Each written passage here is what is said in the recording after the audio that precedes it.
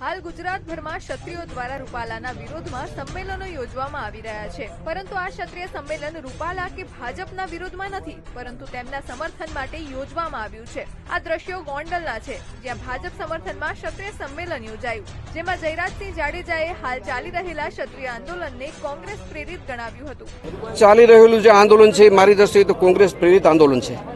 આંદોલનમાં જે સ્ટેજ ઉપરના વક્તા જે લોકો બોલે છે એ બધાને હું લગભગ ઓળખું છું।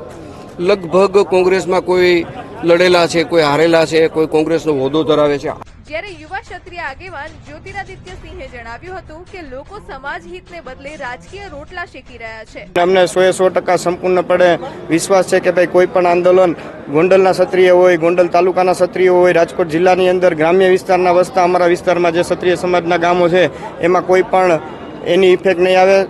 લોકો ખૂબ ઉત્સાહથી અને પૂરી તાકાતથી ભારતીય જનતા પાર્ટી સાથે છે। આ આંદોલનમાં ગરાસિયા રાજપૂત, કાઠી ક્ષત્રિય સમાજ, કારડિયા રાજપૂત, નાડોદા રાજપૂત, સોરઠિયા ખાટ રાજપૂત સહિતના રાજપૂત આગેવાનો હાજર રહ્યા। કોઈ કોલર પકડીને તો બોલી ના મારો તમારું નામ બધું શ્રીવાસ્તવ એ ચેલેન્જ આપેલી છે મેં। આજે બી ચેલેન્જ એ જ છે મારી। વડોદરાના દબંગ નેતા મધુ શ્રીવાસ્તવે ફરી આ વિવાદિત નિવેદન આપ્યું છે। મધુ શ્રીવાસ્તવે વાઘોડિયા બેઠક પર ભાજપ ઉમેદવાર ધર્મેન્દ્રસિંહ વાઘેલા પર પણ આકરા પ્રહાર કર્યા।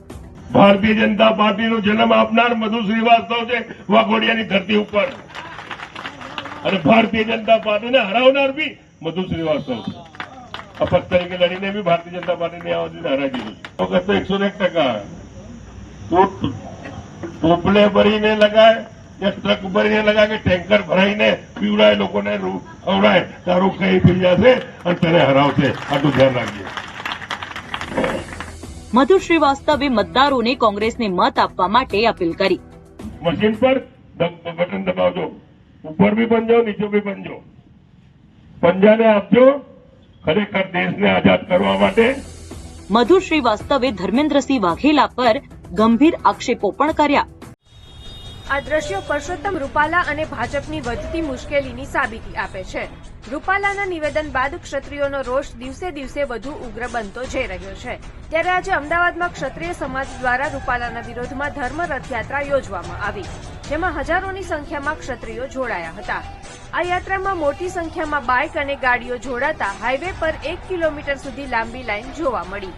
ધર્મ રથયાત્રાનું ઠેર ઠેર સ્વાગત કરવામાં આવ્યું, તો ક્ષત્રિયણીઓએ તલવાર ફેરવી પોતાની શક્તિનો પરિચય પણ આપ્યો।